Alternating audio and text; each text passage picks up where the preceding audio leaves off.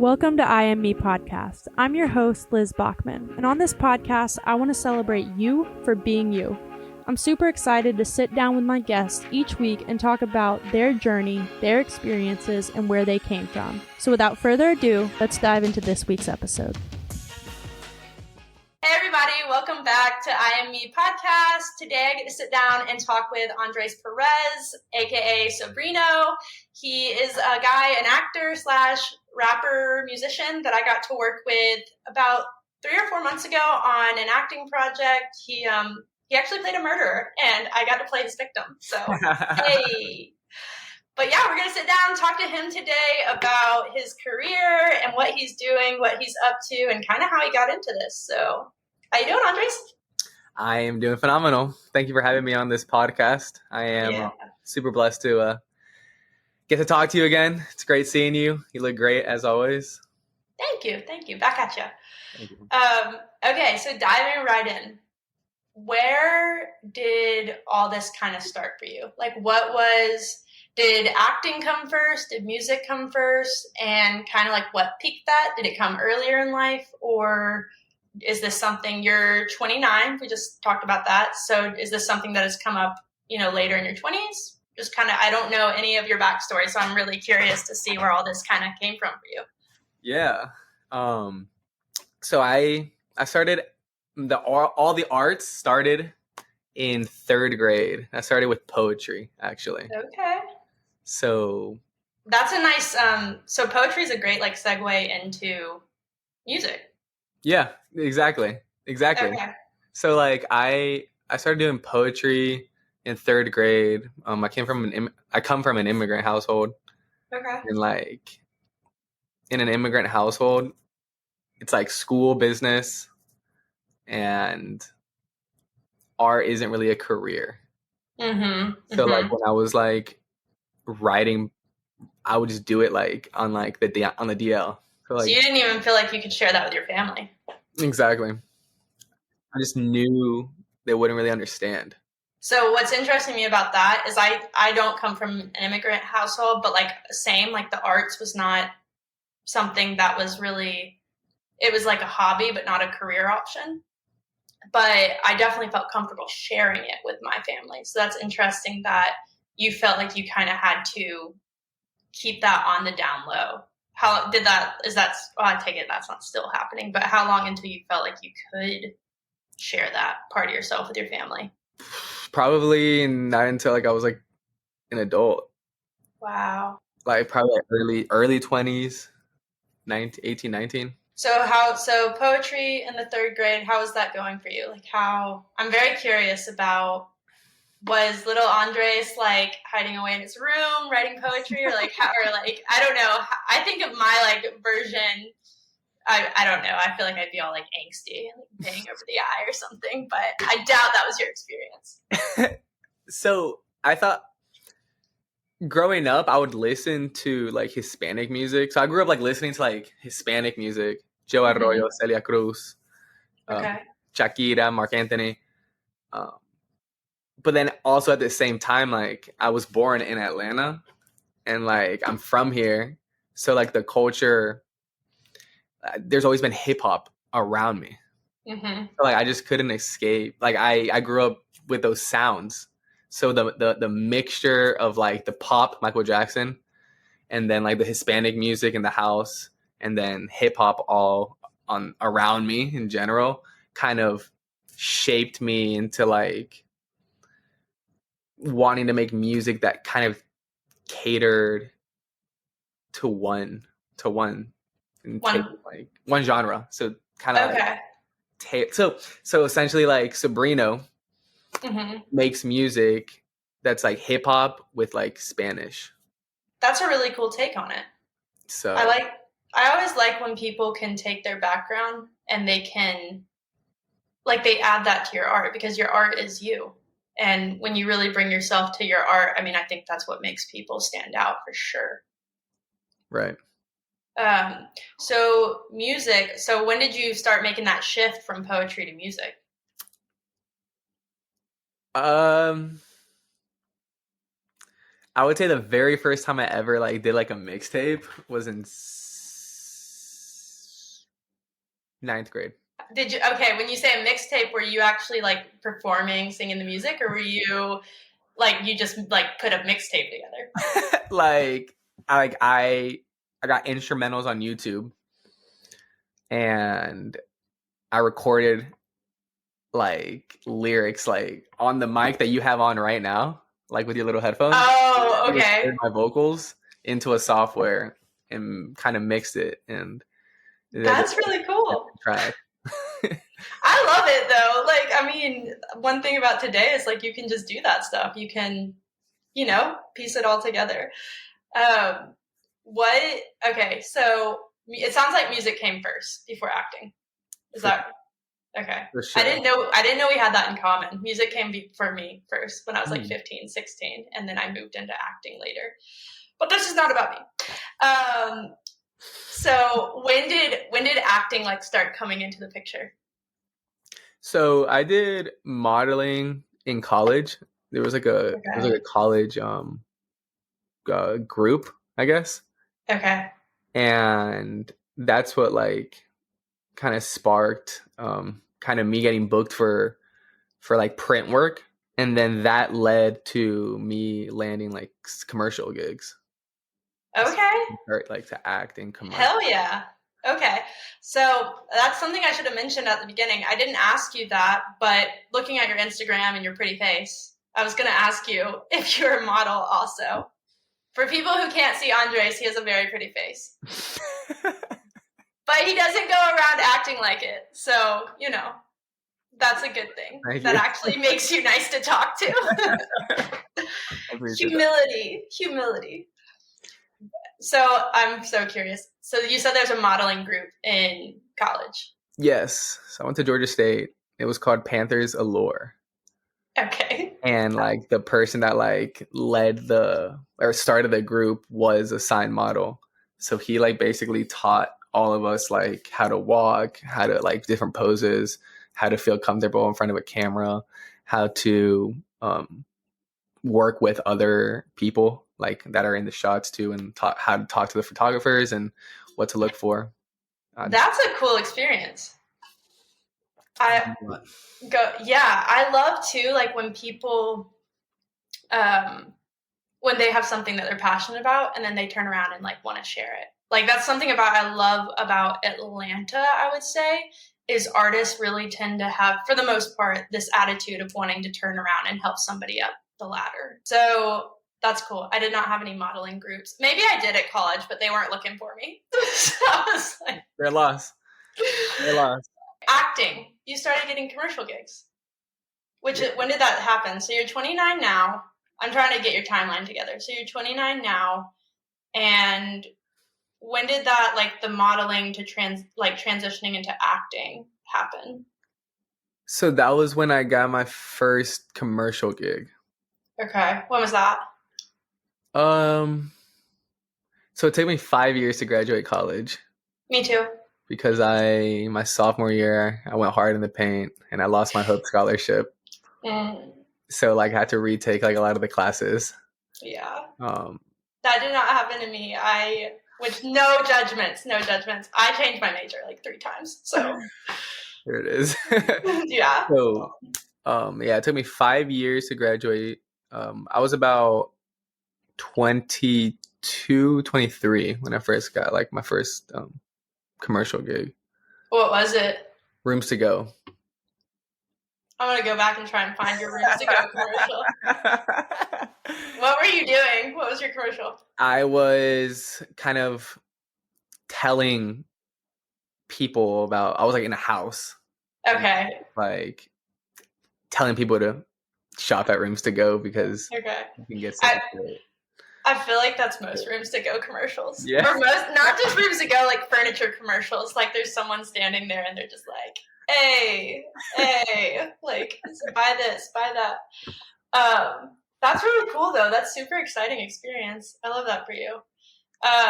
Would you say right now, because I feel like a lot of times artists are like actors are they wear many hats. And I think that's just also part of acting. Like acting is you also have these other skills and then it also can help you with roles.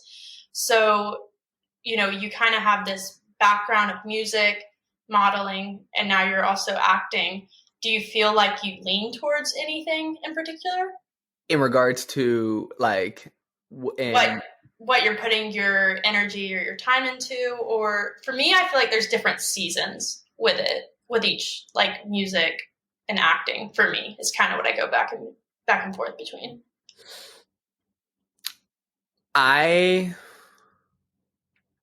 It's a really good question, by the way. It's a really good question. Well, we only have so much energy, and time within the day. And when you're up and coming in this industry, you don't have a team of people doing all this stuff for you. Like, it's you.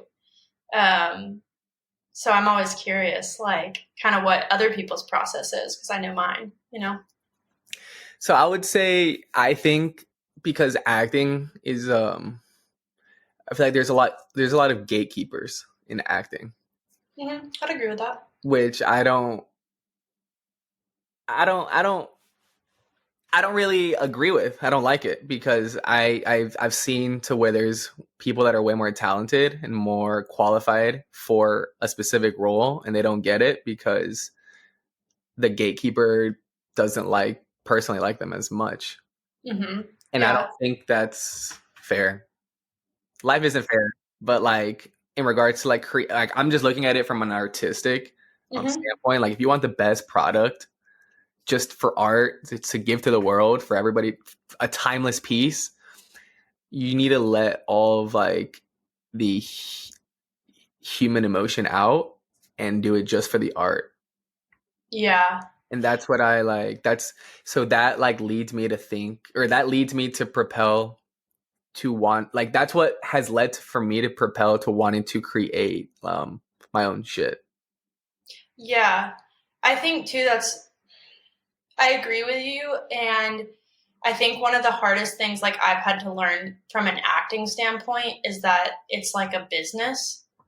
And that part can be really frustrating because it isn't something that you can do on your own. Like you have to have other people, whereas music isn't so much something that you can necessarily do completely on your own. I still feel like there's help, but like you can, to an extent, go and create your stuff on your own and get it out there, versus acting is very much dependent on other people saying yay or nay. And also it doesn't depend on talent all the time. There are so many little things that can keep you from getting a role that it can be very frustrating. And talent might get you in the door, but it doesn't always seal the deal. Well, yeah. And I think, well, that's why the strike that's going on right now, I'm all for it. Yeah. Because that shit needs to get resolved. It needs to be fair, because how things are going right now, like, I don't see it as sustainable.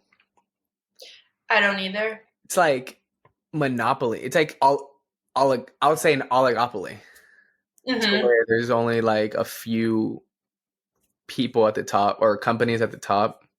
I feel like we need to distribute, the power of just like having 4 to like having like a bunch or a lot more. Definitely like kind of share the wealth. And I think also I have this mindset that there's enough room at the table. Like some people have a very lack mindset, and I have always like aired on the side of there's enough. I wouldn't say always. I would say at times like I went through my stuff with that, but I definitely think like there is enough room at the table for people to show up and be performers. And, I don't know. And you don't have to be, A-list actor to have success and enjoy this work. Okay, so I'm curious about this. I feel like mental health is a very like challenging thing, especially for artists. We use our art to, at least I do, I'll speak for myself, to help like cope with a lot of things in life. But I also am curious about, for me, I found when art started becoming something I was pursuing as a career, I had to be careful about how I used my art to help me cope with my mental health. Have you found like that you're still able to use your art to help you cope with your mental health, or have you started trying to like find other avenues of dealing with that? I would start with creating. So I used to only, all right, so going to the music thing, back to the music thing. When I created music back then, I would use it to vent. So like I would always have to be like in a negative space to write. Okay. So, and then so like it really, when I started like digging deep into my psyche, I was like, dude, it's like a double-edged sword for me. Okay. My thoughts are gonna be all over the fucking place. So I don't know. No, you're fine. Go for it. I don't. No, we're here to listen to you, so go for it. So like I use it as therapy because I was going through. When I write, I feel just a heavy emotion of just negativity that I need to just like purge. But like in doing so, sometimes I feel like you can just live in that, as opposed to just like vomiting it and cleaning it up. You're like sleeping on your vomit. So then that's like where to me like being like in a mental state where it's not like a low vibration, and it's like easy for me to stay in there. So sometimes in my psyche I'm like, damn, like I can only make good shit when I'm like in a low vibration. So now I'm like sacrificing like being in a low vibration to make good art. So then I like start walking around with a cloud over me internally. Obviously no one knows. Like I'm like, right, of course. Like I'm good at hiding shit. Yeah, apparent competence. we look like we're good, and I think a lot of artists struggle with that because, I mean, if you really think about music or even acting, even like comedy, a lot of comedy is around jokes at somebody else's expense, or at your own expense, at your own self-deprecation. So, and music, I mean, most music is like, I'm going through a breakup and dealing with that. And I haven't been listening to music because I'm like, every song is about like love or heartbreak, or I'm like just listening to like instrumentals and jazz. I'm like, like, is there anything that doesn't talk about love? Which that's not like, that's important. But I think a lot of music comes from a place of pain and also trying to deal with the pain that comes along with the human experience. I think all art is that to an extent. It's an outlet. But when you start kind of like figuring out that shift of how do I make good art, but still keep myself in a healthy place mentally? Because, and I'm not saying I have that question solved, but like, that is ultimately the goal, because there's so much joy in creating the art that you create. That's true. There was a question in there.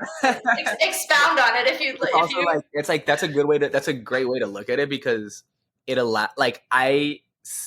looking at it that way, I think makes it sustainable. Because if you're only able to create art when you feel a certain type of way, like what about when that feeling goes away? Like how are you going to continue making art? Do you know what I'm saying? And then that's like going back to the human experience. Now you're not tapping into all of who you are. It's only this side of who you are. It's supposed to like here, right. Here. I also feel like I've started seeing, like, along that line, artists start making music around like positive experiences more. Like I feel like I'm seeing that more, which I like, because it's like, okay, I don't always have to talk about like how much I'm struggling. And also it's like, okay, can I sit down and write about music when when things are good, when I'm having positive life experiences, you know, because it's not always rainy. And I definitely agree with you that that mindset is such a trap. And I definitely fall into it of, I need to step into this negative space to make good art. Like, as far as like my, like the acting, Mm-hmm. I feel like I enjoy, for some weird reason, roles, because I just started getting into like film and theatrical acting. Mm-hmm. I've been like commercials, right? I don't know if I mentioned that to you, but like starting in commercials, and now I'm like starting to get into film and theatrical, and like the roles that I really enjoy are the villain roles. Yeah, for sure. I love it. Yeah. And I feel like it's like makes therapy. sense. It's like therapy because I'm walking around like I'm all like I'm like happy. So then like when I have an opportunity to just like act as a villain, it just feels therapeutic. I don't know. Mm-hmm. I agree with you. I like doing stuff too, like that. I love playing stuff very opposite of me. And I think it's because you get to play your shadow self. Like you get the things that you walk around in society and you're like, I'm a nice person. Like, I'm not going to do that. I'm going to be respectful to people. You get to completely let go and do all those things. Right. And you're like, I get to not care and be an asshole. And, you know, it doesn't even have to be an extreme villain. It can just be someone that gets to be a bitch. Like, I'm like, I get to be a bitch. I'm never a bitch. You know, like, so I think I absolutely agree. It's so fun. And I had an acting teacher one time that was like, you know, a healthy person doesn't want to be a murderer, but it sure as shit is fun to play somebody that's a murderer. It's true. Yeah. It doesn't make us crazy. It's just like that's the fun part of acting. Like you get to like give into all the things that are like, I can't do that. Just a little crazy. A little bit. I mean, I think all like actors, artists, any performing artists, I'm like, there's a little bit of, you know, insanity to want to get up in front of people and just be like, I think Viola Davis said, just like unzip your skin and like show your, you know, the vulnerability of you to the world. You brought up low vibes, but I'm curious, like, what are some things you do to get your self back to that high vibrational energy? First things first, I like working out. Mm-hmm. I like going to the gym, or moving. It doesn't have to be at the gym. Moving outside and getting my blood flow, getting oxygen to my brain. Mm-hmm. When there's more oxygen anywhere in your body, you heal. Mm-hmm. For sure. So I would say going to the gym, eating healthy, and drinking water. That is like so underrated. Yeah. I know that those are like such basic things, but like, no, I completely agree with you. Not judging at all. I'm like, they are so, look at you. He's getting his water right now. I like to show that it's water, but in here it's like a special. It's actually vodka. No, It might be. I'm gonna drink my water too. Are we taking a water break? Everybody's drinking water. Drink your water. Everybody take a water break. No, I agree. Like, so I think I've always been like with movement, just like I have to do like the most extreme thing. And maybe it's me maturing in my late 20s. I don't know. But now I'm like, just walking. Like, I love weight training. I like doing Brazilian jiu-jitsu and stuff like that. But I'm like, dude, just going on a good walk. Like, the way that changes me mentally is just mind-blowing. And then there's so many studies. I feel like, you know, with diet culture and stuff, this is so off topic, but I'm enjoying talking to you, so I'm going for it. But I feel like with diet culture and stuff, we have been fed this thing of exercise and food for losing weight or looking a certain way, which is fine, but that's not the main point of it. That's like the secondary. That's like the after effect. Like, you know, that's like the secondary thing from it. Like at the root of it, they've talked about so much how food is just connected to mental health now. There's so many studies around food and what we're eating and mental health, and then movement. Like, we are a society, I mean, even a lot of parts of the world, like there's just not enough movement anymore.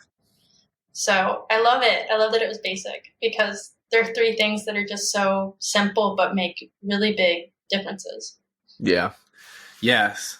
And I would say another thing which I'm like I don't do, but when I have consistently done it, meditating, dude, even if it's just 2 to 5 minutes, the thing that those 2 to 5 minutes does for the rest of your 23 hours and 55 minutes of your day Mm-hmm. is incredible. And Yeah. it's very, I mean, if you like say that out loud, meditate for 2 to 5 minutes, 23 hours of your day is going to be different on like a better, on a positive note. Yeah. It's so easy that people don't do it. Yeah. Well, the other thing is, I think what I talked to you earlier about, we very much live in this like idea that we have to do so much, but consistency and little bits of consistency, they just have such lasting impacts. And I am just now starting to like piece that together for myself because I've always been the person that's like, I need to do so much, or I'll do 4 hours on Sunday. And when you like think about it, it's like, I'm not going to sit down and meditate for 4 hours. Now what type of meditation do you like? Do you like guided, mantra, breathwork meditation? Like what's your Breathwork. Yeah. For sure. Okay. So I started off with guided. Mm-hmm. But one of my friends kind of introduced breathwork to me. Mm-hmm. And I mean it's to each their own, to each his own. Mm-hmm. But the breathwork for me, it opens chakras. Mm-hmm. And flow, like in spaces where energy is kept. Yeah. I recently started segueing from guided to breath work, doing more breath work and doing more like meditating on my own, like not even putting music on. I've been doing a lot of meditating like just in nature and using like kind of nature as my guide. But that's funny you mentioned chakras because I've been doing like some guided meditation to like kind of open chakras and stuff like that. And I've been like getting into that. I know some people will be thinking that we're hippies, but what got you? Let me ask you a question. What got you? What kind of propelled you to explore that? So it's things that I've been curious about for sure. And then my ex, she is very much involved in spirituality and stuff. And it just kind of, there were things I got curious about. And I think a lot for me, I was trying to, wow, you flipped the interview. I just realized that. I for me was like trying to put on how spirituality worked for her. And I realized, okay, I need to figure this out for myself. Like I have to figure out how this looks for me. And then my faith in God is really important to me. So kind of figuring out how my faith and my spirituality and all that kind of ties together. And I do believe in energies and high vibrations and low vibrations and very much new to like all of that. I've been meditating off and on, like doing guided meditations for a few years now. Wow. But I think it's not like I want to know more and I want to know genuinely how to feel secure and rooted in myself. So, let's flip it back to you. Spotlight. What about you? Like, I love this. I love that we've completely segued away. Or like, I don't even know if segue is the right way, but like not even like artist conversation. But that's great because that's the point of this. I just want to open up the floor and talk to people. What about you? How did like kind of spirituality and, you know, getting into chakras and meditation, like how did that start coming about for you? So I'm always devil's advocate in every conversation. I feel like just because I like listening to different perspectives and like throwing different perspectives out there just to like kind of, you know, add some different color to the water. I feel like you just drop a bomb and you're like, yeah. I actually hate chakras and meditation. And I'm like, cool. You know? No. I'm just like, okay, answer your question. I've always been curious. Like, I'm just like a curious human being. Yeah. And I know from like when I was younger, like I've always just been gifted with intuition and just frequencies. I don't know. I grew up Catholic. Yeah. No, I absolutely think that there are people who tune into that more than other people. And I think people can learn to tune into that. But I think people have natural gifts. And I think that's definitely a gift that some people have, that they just pick up on that stuff easier. And I also think like different like childhood experiences and stuff like that can make you more aware of reading people and being very intuitive about people. And then that starts transitioning into like energies and stuff like that. Does that make sense? No, it definitely does. It definitely makes sense because I know, I think between 7 to 8 years old, your third eye starts closing. Interesting. That's like in order. That's because, so when you're younger, like a lot of other dimensions, like you're very sensitive and susceptible to other dimensions of the world. So that's where you see like kids talking to like ghosts. Let me just give you an example, right? Yeah. Or like they start talking about things that like they're too young to even know about, like that this happened. Right. You're like, what are you talking about? Yeah, and they just know. So when you start getting older, that third eye closes because in that realm, there's a lot of good and bad energies. So that third eye closes in order to protect the individual. For sure. Yeah. So you saying how, your individual's experiences shape, I guess, the gift, or depending on what they live through. Yeah. Definitely believe that. Yeah, for sure. Believe that. I think too, like kids, like from like nannying and stuff, I'm just like, people, adults so underestimate children. Kids are just, they're little sponges, but they're also little teachers. Okay, bringing it back to like acting, performing, or whatever. Yeah. I know we went all around the bush, but I still loved it. It was great. You're fun to talk. I appreciate it. Back at you. How do you feel like you stand out in the industry? Do you feel like you stand out? Do you feel like you blend in? In regards to my talent, or in regards to or regards to me? Both. I think I stand out as myself more, to be honest with you. I don't think people are like me. Yeah, nobody is. Nobody will do anything the way that you do it. So whether that's acting, whether it's the same role and they have 3 people that look the same, nobody's going to perform it. If they're doing it genuinely through their lens, their perspective, their prep work. If you're trying to do that thing where you're like, I'm trying to give the casting director or the director what I think they want, then yeah, y'all might have similar performances. But if you really show up and do it through your lens and through your experiences, nobody's going to do it like you. That's powerful. Yeah. I would say, and the same thing with music. I think when you're trying to be somebody else, then yeah, you can be like, okay, yeah, things come across similar. But when you're really using your voice, like Andres or Liz, like everybody's got a story. There's no competition, just you. Yeah, go ahead. I didn't mean to cut you off, but I just love what you said. No, for sure. I think in the entertainment industry, I think people are like not curious. Like what you're doing is not like, I don't think it's normal, because I feel like you're coming from like a genuine standpoint, not to get like clout. Like I think you would do this like how you're doing it right now. Like you don't, you do it because you enjoy it. You like enjoy talking to people. You enjoy getting different perspectives and listening to people, but curiously, genuinely listening to people, not just like saying, like asking questions and then just like tuning out. Yeah. A lot of people in the entertainment industry, they're not curious. I think it's all me, as opposed to trying to connect with people on a deeper level. And I blame social media for that. Yeah. Social media is definitely, I notice I'll take breaks from socials and I'll notice a dramatic increase in my mental health, I swear.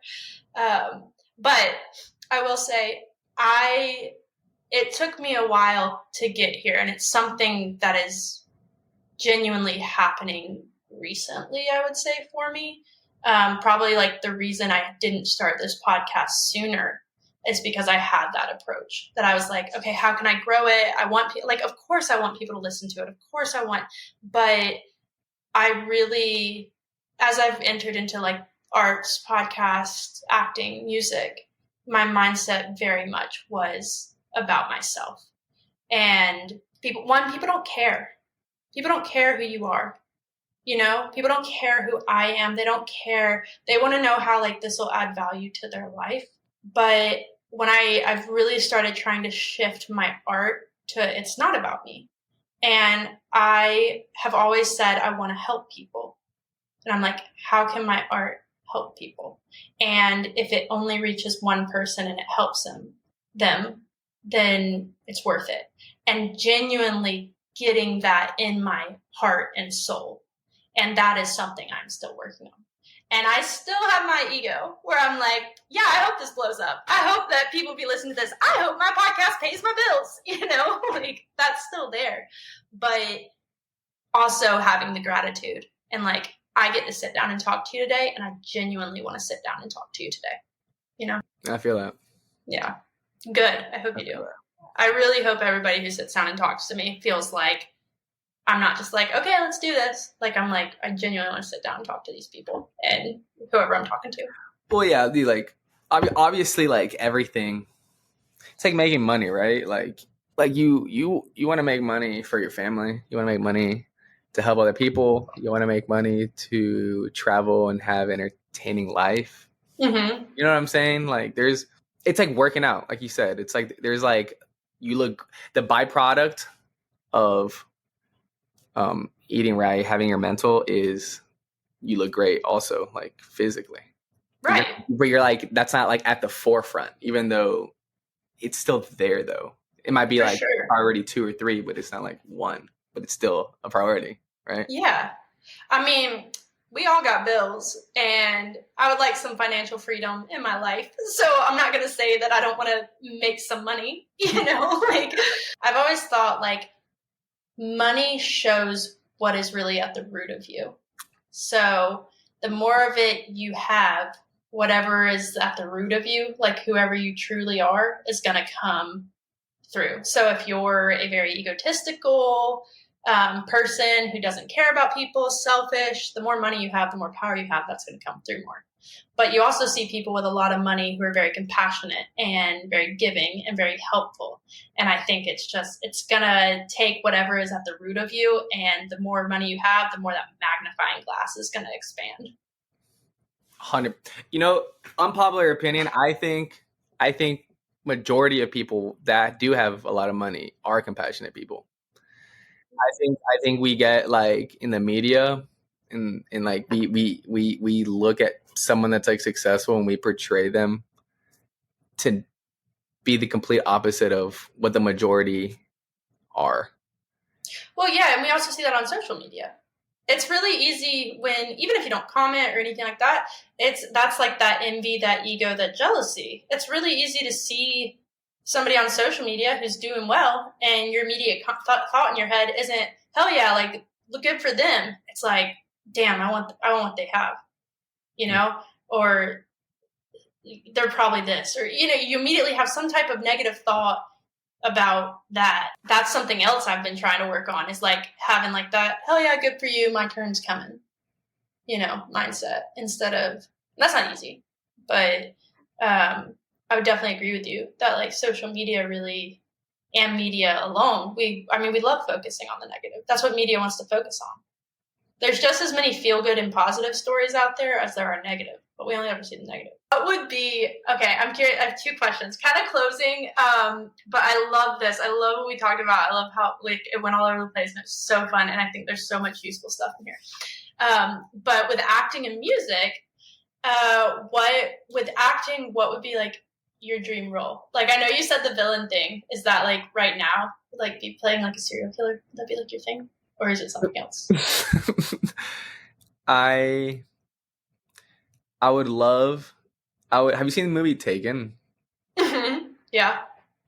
I would love to be the villain in Taken. Yeah. I don't know. For some reason, I knew you weren't going to say Liam Neeson's character. No.